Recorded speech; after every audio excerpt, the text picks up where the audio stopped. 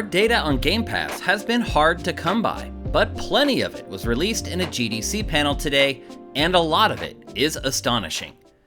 Good morning, good Thursday morning to you. I'm Shane Satterfield from SIFTD, and this is Good Morning Gaming for March 24th, 2022.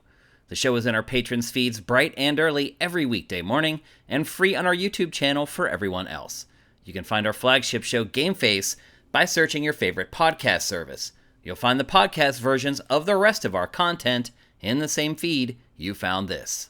This morning, there was a very interesting discussion at the Game Developers Conference in San Francisco regarding Xbox Game Pass, titled Game Subscriptions: Is the Netflix of Games Inevitable, and What Does It Mean for Developers?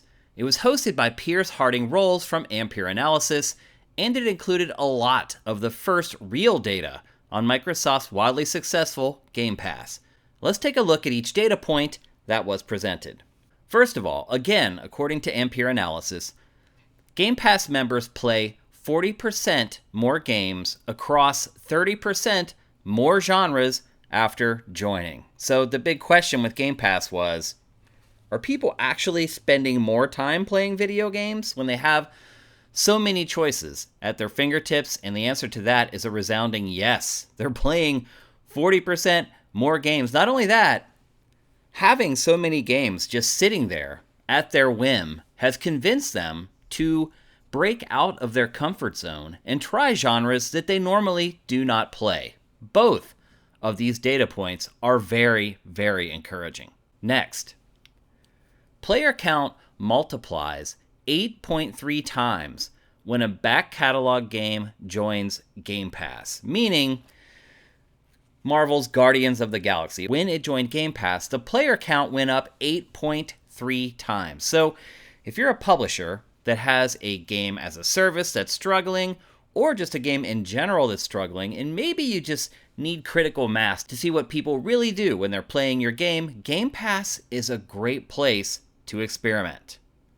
Next, new games from large publishers enjoy a 3.5 times player increase compared to similar games not on Game Pass. Now, I would argue that this data point is a little fuzzy, because anytime you say compared to similar games not on Game Pass, that's not exactly a fair comparison. However, it appears that the publishers believe that this 3.5 multiplier is legitimate, and therefore could convince more publishers to bring their new games to Game Pass much earlier than they have in the past. The next data point, similar new indie games get a 15 times player increase compared to indie games not on Game Pass. Now this number is so overwhelming, it's pretty much impossible to ignore. Now, whether you want to believe it's 15x or whether you want to believe it's 10x, does it really matter? If you're an indie developer and you see anything near this figure, where do you think you want to release your indie games? Game Pass. I know anecdotally and personally, I have played way more indie games than I used to, simply because I have Game Pass and they're just there every month for free. For example, I just played Tunic. I didn't get to play it as much as I wanted to, but I did play it for at least a couple hours, and that's more than they would have got out of me normally. Next up, there's a 3.5 times lift for games launching on Game Pass compared to Steam. This also could be construed a little bit as fuzzy math, because if something launches on Game Pass, then it can't launch on Steam. So you're basically saying, okay, we're going to take some liberties here and say this game is very similar to this other game, and this game on Game Pass did 3.5 times better than this other similar game that launched on Steam. But as you know, if you're listening to this podcast, there are so many elements that go into each game, and so many more elements that go into whether these games are successful or not. Something as simple as a theme or a lead character could skew these results, so I would take that data point with a grain of salt. Another data point that probably is a little more solid is that social conversation increased by 3 times for a game when it's announced for Game Pass. This is something that's easily measurable. You can look at the online social media chatter for a game before it was announced for Game Pass, and then you can look at that chatter after it was announced for Game Pass. This makes perfect sense also A lot of these games get very little marketing. So just the idea that Xbox would, from its Twitter account or its Facebook account or its Instagram account or any of its other social media accounts, would mention one of these indie games, it makes perfect sense that then that indie game would get lots of pin action from that announcement, and 3 times actually seems a little conservative. More data. Game Pass members are 4 times more likely to stream on Twitch. This one, I really struggle to pull any analysis from. Now, obviously, people who belong to Game Pass, I would guess they're a little more hardcore. If they're willing to subscribe to something every month that gives them this smorgasbord of games to choose from, then they're probably pretty hardcore. And I would argue that most of the people who stream on Twitch are also pretty hardcore. But other than that, it's really hard for me to draw many conclusions from that data point. Next, Game Pass members spend 50% more than similar users. Again, I would go back to the idea that anyone who is on Game Pass is a really hardcore gamer, and therefore, sure, they're probably going to spend a lot more money on games than people who are not as hardcore as they are. 50% more, I don't know, that seems like a lot. And then finally, post-sale monetization increases by 2.8 times after joining Game Pass. Now, this data is really important because it shows that working with Xbox on Game Pass, not only do you get all the benefits that I talked about previously while you're on Game Pass, but there is an echo after your game has left Game Pass, and it continues to generate almost 3 times more revenue than it did before it was on Game Pass. This is especially important to games as a service, where you want to get people hooked on your game, and then after the game leaves Game Pass, you want them to download the client and then stick with the game and keep contributing to the kitty via microtransactions, DLC, etc. Overall, this first cache of data about Xbox Game Pass could not be any more positive. All the questions that we've had about how much pin action are developers and publishers getting, how is it working with indie games, I think we had a pretty good idea that it was a really good thing for indie games already. But seeing how beneficial it is for publishers to basically get their games on Game Pass as close to launch as possible, that's a bedrock data point that I'm sure Xbox is going to trumpet from the top of the mountain anytime it meets with a third-party publisher and is trying to convince them to get their games on Game Pass. And this is very, very important because Game Pass is not the only game in town. There are plenty of other game services, a lot of them streaming only, I'll grant you that. But PlayStation is working on a competitor to Game Pass right now. It has no data. No data like this, that's for sure. So eventually, it's going to be a bidding war for games between Game Pass and whatever PlayStation comes up with. Xbox having this data, having this established business already, gives it a huge advantage right out of the gate. And now for a couple more stories from the top of your SIFTs. Publisher Warner Bros. Games and developer Rocksteady Studios have officially delayed Suicide Squad Kill the Justice League to spring 2023. It was originally scheduled to release in 2022, though it did not have a hard date. And a rumor of this delay made the rounds weeks and weeks ago, but now it's official. Here's the statement from Rocksteady Studios. We've made the difficult decision to delay Suicide Squad Kill the Justice League to spring 2023. I know a delay is frustrating, but that time is going into making the best game we can. I look forward to bringing the chaos to Metropolis together. Thanks for your patience. On June 2nd, it will be 7 years since Rocksteady Studios last released a video game. That was Batman Arkham Knight. That game launched as we were just launching SIFTD. That's how long it's been since Rocksteady has released a new video game. For a studio that revered, that is just incredibly out of the ordinary. And really the craziest part about this is that it was announced for 2022 at the Game Awards just at the end of last year. And within a month inside of 2022, the rumors had already been established that the game was going to be delayed. And then it took Rocksteady a full month and a half later before it finally admitted it publicly and said, yep, all the rumors were correct. It is in fact being delayed. Not only delayed, but delayed until the spring of 2023. That means a full year from now. So if you're counting on getting your DC fix from this game, you're going to have to shift your priorities to Gotham Knights. Reviews for Borderlands spin-off Tiny Tina's Wonderlands hit the internet today, and most impressions have been generally positive. It's currently sitting at an 80 on Metacritic, and most critics agree that it's a significant improvement on Borderlands 3. Who saw that coming? But the most common criticism of the game, ironically, is that it's too similar to the Borderlands franchise. So, if you want a better Borderlands game, it sounds like a solid purchase, and crossplay support doesn't hurt either. Fortnite raised an astounding 50 million USD for Ukraine relief from just 3 days of Fortnite profits. 3 days. The total is more than any other private company in the world has contributed, and more than some entire countries. The number is so big that Ukraine's vice prime minister thanked Epic on Twitter. Mikhailo Fedorov also serves as the country's digital transformation minister, and he had previously called for PlayStation and Xbox to ditch sales in Russia. More money is going to be generated as the program doesn't end until April 3rd, so it could generate tens and tens of more millions of dollars. But really, this just goes to show you just how much money Epic is making off its Battle Royale shooter. Today, Ubisoft announced a Far Cry 6 Stranger Things crossover event. Beginning today, Far Cry 6 will have a brand new event going live inside the game called The Vanishing. It coincides with the free weekend of play for the game, which also begins today. While it doesn't appear that any of the human stars from the popular Netflix show will be in the DLC, some creatures from the show most definitely have made the cut. Far Cry 6 has been a sales disappointment for Ubisoft thus far, and the fourth season of Stranger Things doesn't launch until May 27th. So this seems like a Hail Mary from the publisher, trying to revive interest in its open-world shooter. Nintendo Switch exclusive, Kirby and the Forgotten Land, also had its first reviews published today, and it appears to be a smashing success.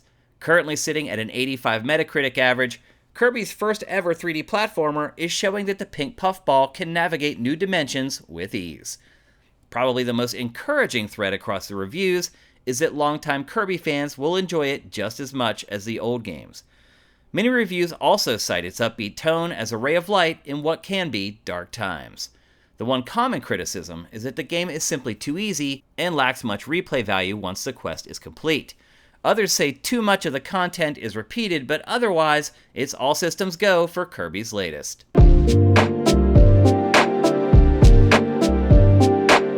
Let's take a break, and when we come back, we'll tackle today's boss fight.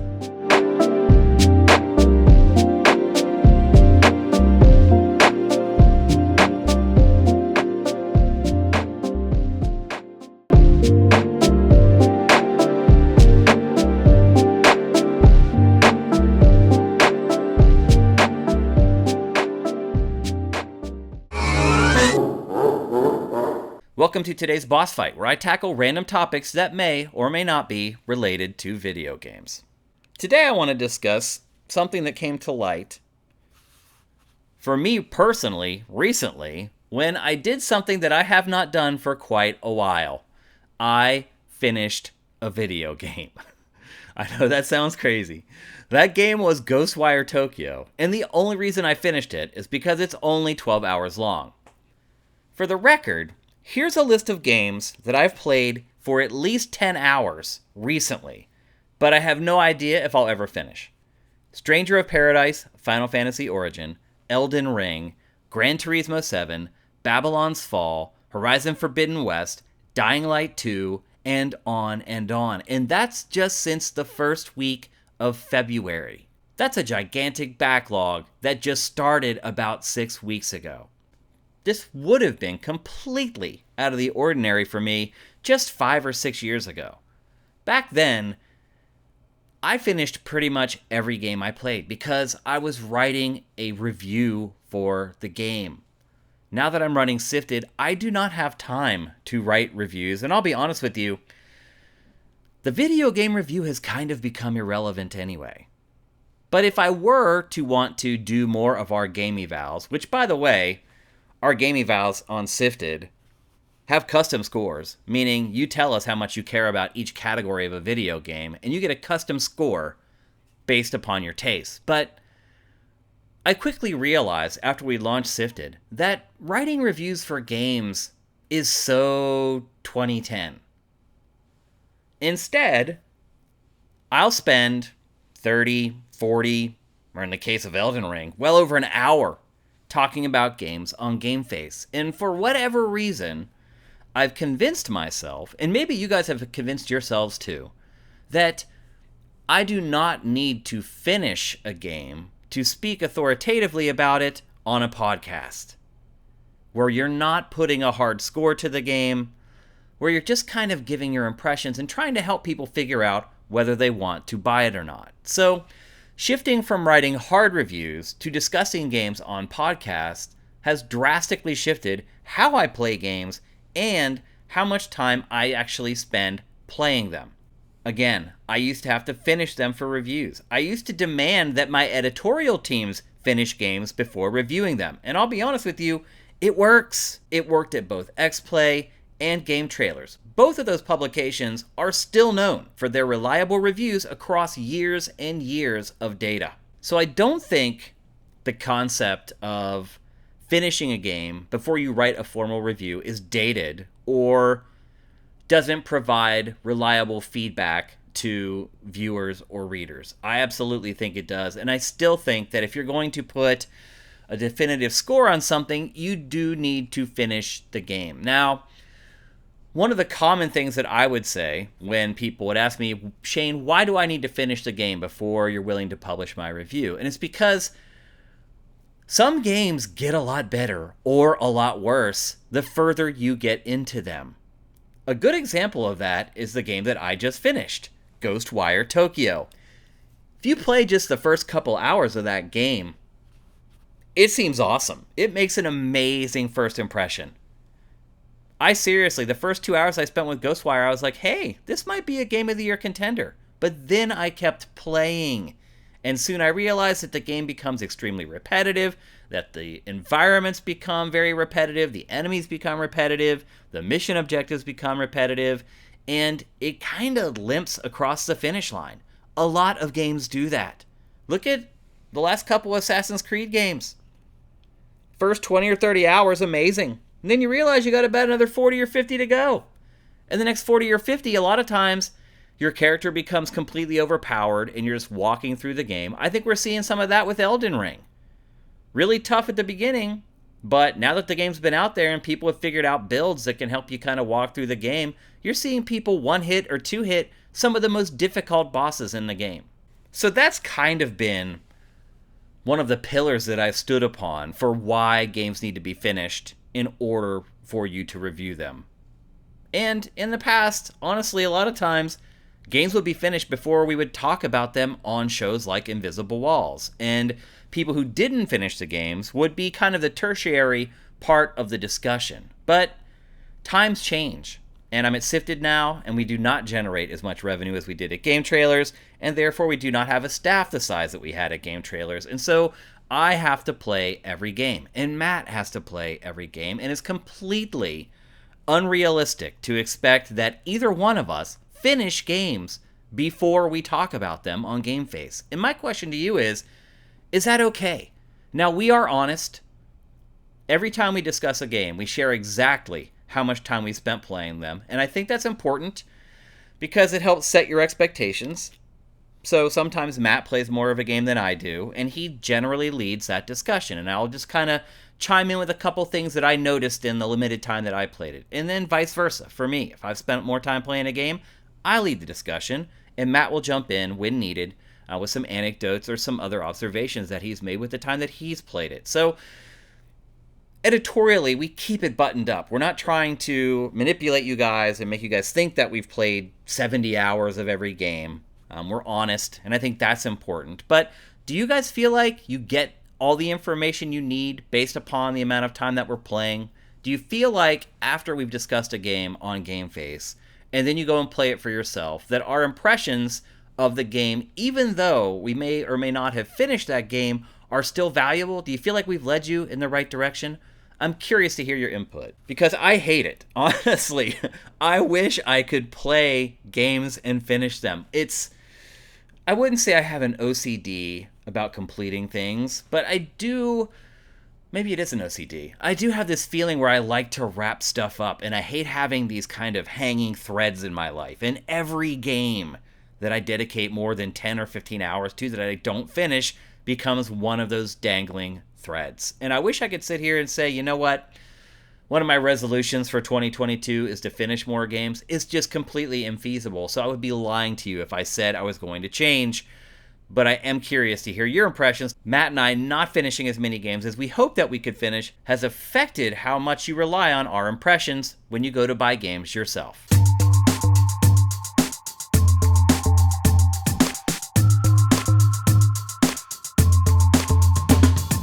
Thanks for listening to Good Morning Gaming. I appreciate every single one of you who listens to GMG.